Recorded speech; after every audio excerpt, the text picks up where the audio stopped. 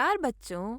हम जीवन की अद्भुत विविधता और जीवित जगत की प्रजातियों के बीच समानता का निरीक्षण करते हैं। हम जानते हैं कि प्रजनन जीवन प्रक्रियाओं में से एक है जो पीढ़ियों और प्रजातियों को जारी रखने के लिए संतान पैदा करता है। प्रजनन प्रक्रियाएं आमतौर पर अपने माता-पिता के साथ समानता के बावजूद कुछ नए विशेषताओं वाले व्यक्तियों को जन्म देती है। मैं गीता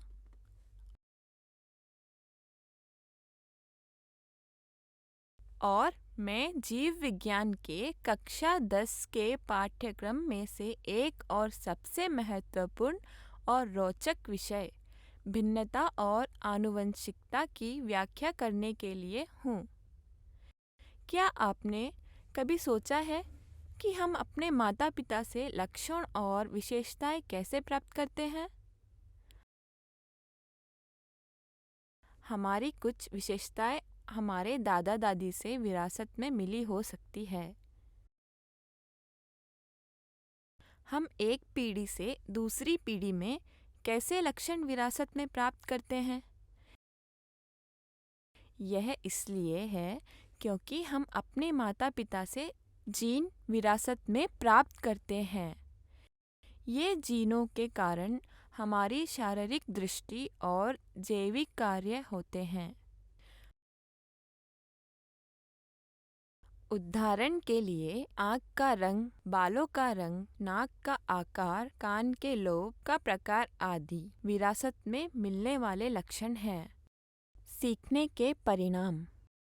इस विषय का अध्ययन करने के बाद आप निम्नलिखित के बारे में जानेंगे। आनुवंशिकी, आनुवंशिकता और भिन्नता का अर्थ जानें।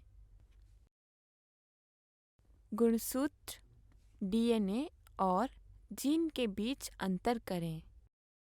डीएनए की संरचना और प्रतिकृति को समझें। मनुष्य में लिंग निर्धारण को समझें। मुख्य शब्द: विविधताएं, संतान, लक्षण, आनुवंशिकता, विरासत,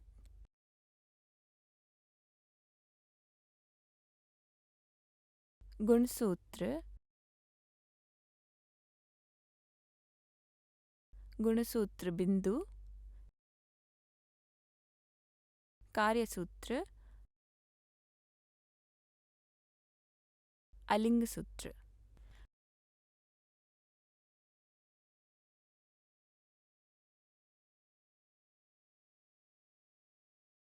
आइए आनुवंशिकता पर अवधारणा मानचित्र देखें।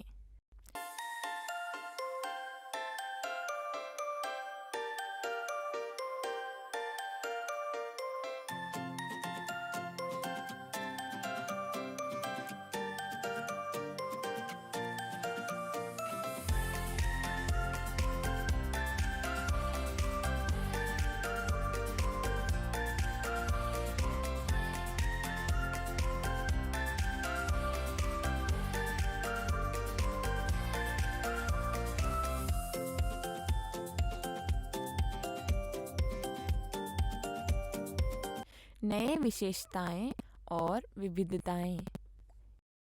एक ही समूह के जीवों के भीतर पाए जाने वाली विशेषताओं में अंतर को विविधता कहा जाता है। जीव विज्ञान की वह शाखा जो जीन, आनुवंशिक भिन्नता और जीवों के आनुवंशिकता से संबंधित है, आनुवंशिकी कहलाती है।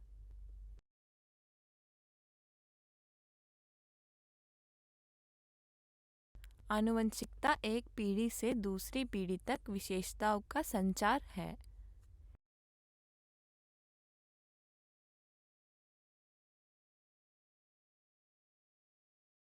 ये सब केवल गुणसूत्रों के कारण हो सकता है। अक्सर एक समूह में एक नया चरित्र विविधताओं को जन्म दे सकता है जो विरासत में भी मिले हैं।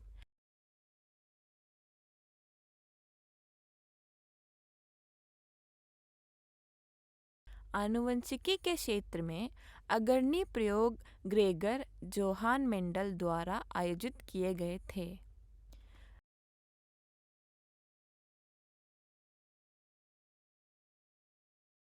उन्हें आमतौर पर आधुनिक आनुवंशिकी के पिता के रूप में वर्णित किया जाता है।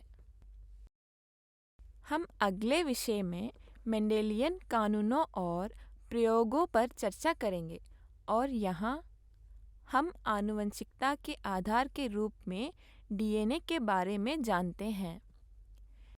एक व्यक्ति अपने दादा जैसा दिखता है और एक लड़की अपनी चाची की फोटोकॉपी लगती है। आमतौर पर हम ऐसी टिप्पणियां सुनते हैं।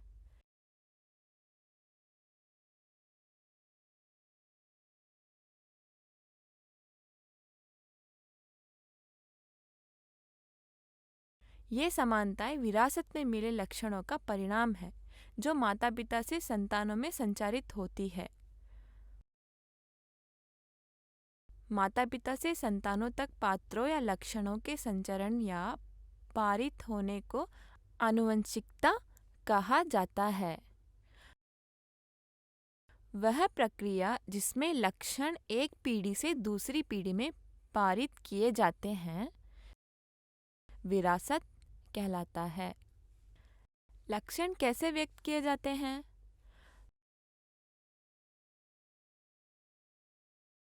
मेंडल ने परिकल्पना की प्रत्येक चरित्र या विशेषता कारकों की एक जोड़ी या युग्मविकल्पी या एक ही विशेषता के विपरीत अभिव्यक्तियों के कारण व्यक्त की जाती है।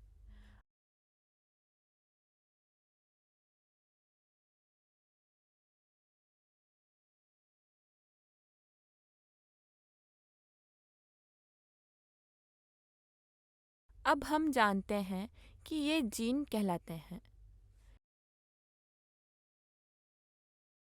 जीन एक न्यूक्लिक अम्ल का एक खंड है जिसे डीएनए कहा जाता है, जो प्रत्येक कोशिका के नाभिक में मौजूद होता है। यह एक विशेषता या चरित्र की अभिव्यक्ति को नियंत्रित करता है। वायरस में आरएनए एक चरित्र की अभिव्यक्ति को भी नियंत्रित कर सकता है। आप कक्षा 8 से जीव कोशिका से जीवन की मूल इकाई के पाठ में मानव गाल कोशिकाओं के अवलोकन की गतिविधि से परिचित थे। मानव गाल कोशिकाओं के अवलोकन पर आप कोशिका के केंद्र में एक प्रमुख नाभिक पाते हैं। याद कीजिए कि केंद्रक द्रव्य में लंबे, विसरित तथा पतले धागे जैसी संरचना को क्रोमेटिन नेटवर्क कहते हैं।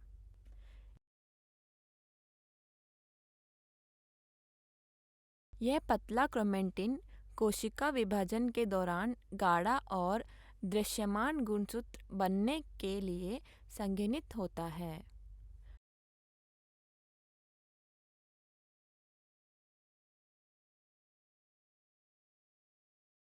गुणसूत्र दो मुख्य पदार्थों से बना होता है, प्रोटीन और न्यूक्लिक अम्ल।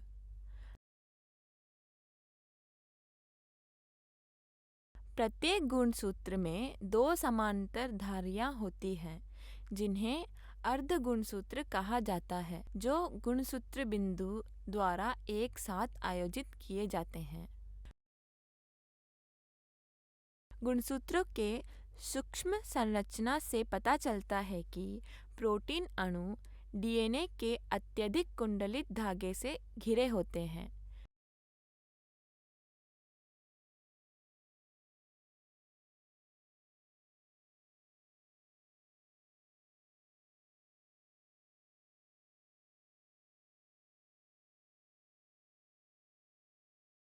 डीएनए अणु में हजारों वंशानुगत इकाइयां होती है जिन्हें जीन कहा जाता है।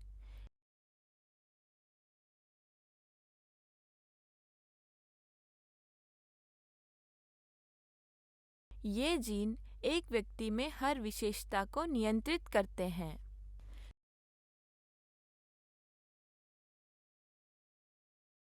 जीन की संरचना को समझने के लिए हमें डीएनए की संरचना और कार्य के बारे में जानने की आवश्यकता है।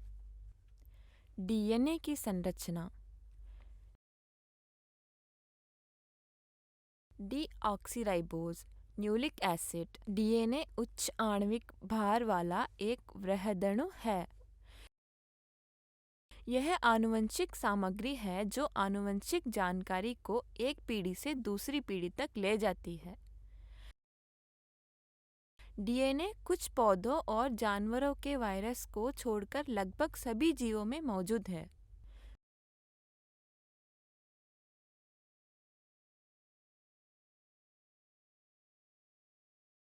उन्नीस में कैम्ब्रिज में फ्रांसिस क्रिक और जेम्स वॉटसन ने डीएनए की विस्तृत संरचना पर काम किया गया था।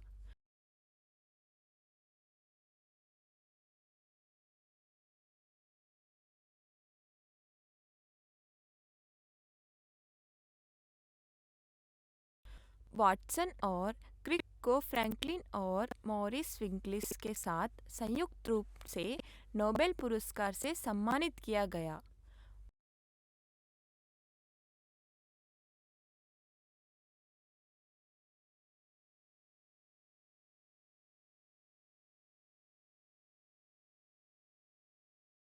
उन्होंने पाया कि डीएनए अणु एक धुमावदार सीढ़ी की तरह दिखता है जिसमें एक द्विकुंडली के रूप में जाना जाता है।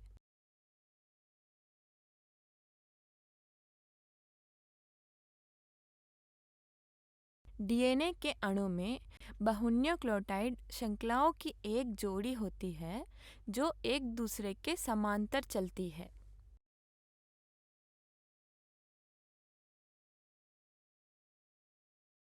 वे आपस में जुड़े हुए हैं और प्रत्येक श्रृंखला दूसरे के चारों ओर घुमावदार रूप से कुंडलित है। प्रत्येक बहुन्यूक्लियोटाइड श्रृंखला में न्यूक्लियोटाइड इकाइयों की एक श्रृंखला होती है।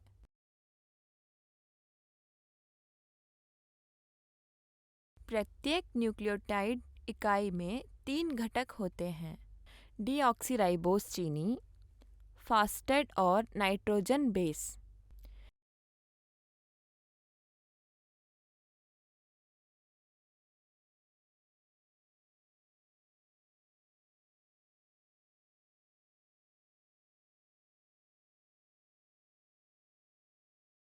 डीऑक्सीराइबोज चीनी पेंटोस शुगर जैसे कि C5H10O5 है।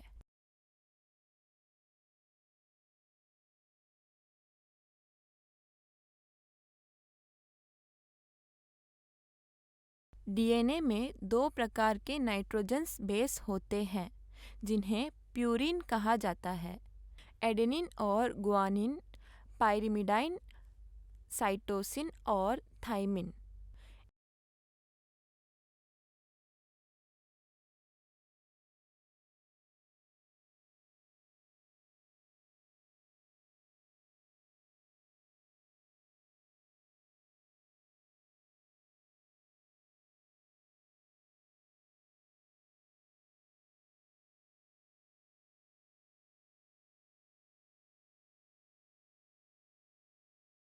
एक बहुन्यूक्लियोटाइड श्रृंखला पर एक प्यूरिन बेस हमेशा दूसरे पर एक पाइरिमिडिन बेस के साथ जुड़ता है।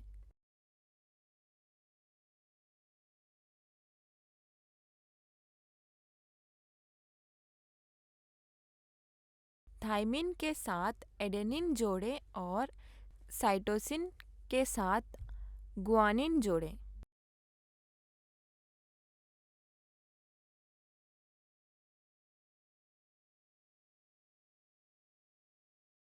इसे सहायक बेस जोड़ी कहा जाता है।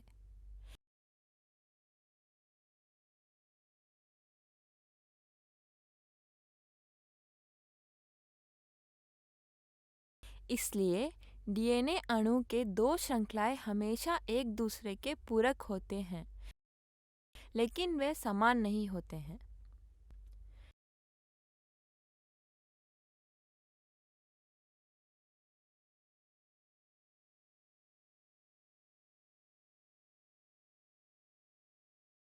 डीएनए की प्राकृतिक डीएनए विभाजन की कोशिका प्रतिकृति द्वारा उत्पादित बेटी कोशिकाओं को मूल कोशिका के समान मात्रा में समान आनुवंशिक सामग्री प्राप्त करनी चाहिए।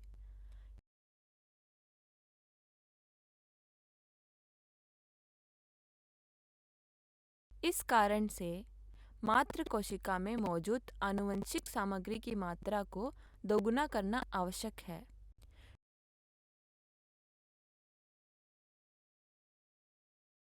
कोशिका विभाजन के अंतराल के दौरान प्रत्येक गुणसूत्र में पाए जाने वाले डीएनए की प्रतिकृति की जाती है, ताकि आनुवंशिक सामग्री के समान वितरण पुत्री कोशिकाओं में हो सके।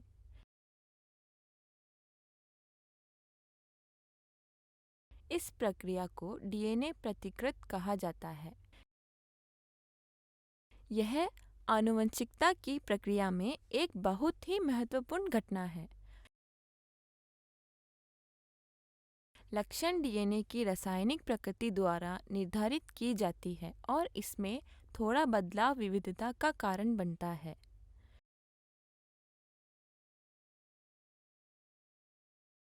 बालों का रंग, त्वचा का रंग आदि लक्षणों के उदाहरण हैं।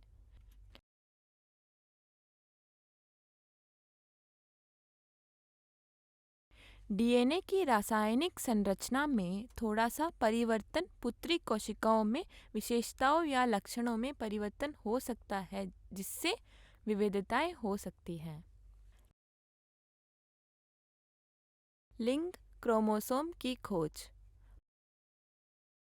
वर्ष 1910 में वाल्टर सटन और थॉमस हंट मॉर्गन ने कोलंबिया विश्वविद्यालय में एक छोटी फल मक्खी ड्रोसोफिला मेलानोगास्टर का अध्ययन किया।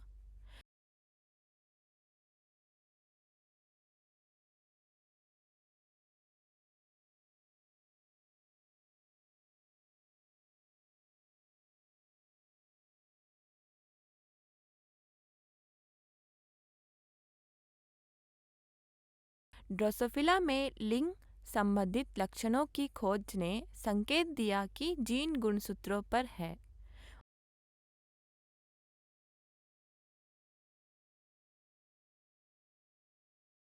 उन्होंने ड्रोसोफिला में वंशानुक्रम के विवरण पर काम किया।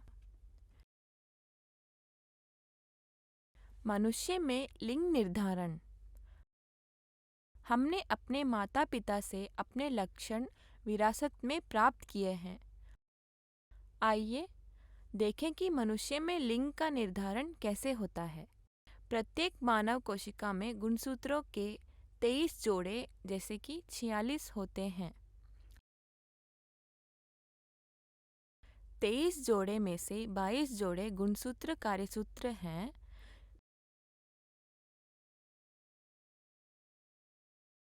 शेष जोड़ी को अलिंग सूत्र या लिंग गुणसूत्र कहा जाता है।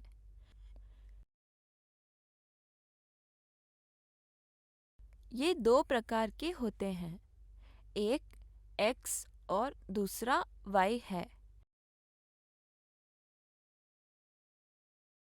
ये दो गुणसूत्र किसी व्यक्ति के लिंग का निर्धारण करते हैं। महिलाओं की कोशिकाओं में दो X गुणसूत्र होते हैं, जैसे कि XX।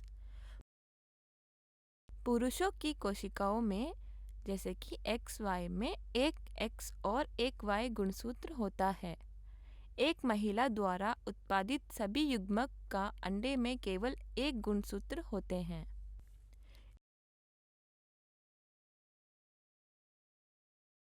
एक पुरुष द्वारा उत्पादित शुक्राणु को दो प्रकार के होते हैं, एक एक्स गुणसूत्र के साथ और दूसरा वाई गुणसूत्र के साथ। सभी बच्चों को अपनी माँ से एक एक्स गुणसूत्र विरासत में मिलेगा, भले ही वे लड़के हो या लड़कियाँ।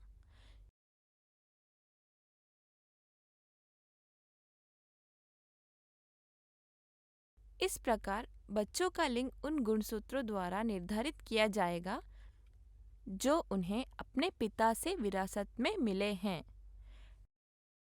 एक बच्चा जो एक पिता से एक्स गुणसूत्र विरासत में प्राप्त करता है वह एक लड़की होगी, और जो उससे वाई गुणसूत्र विरासत में प्राप्त करता है वह एक लड़का होगा।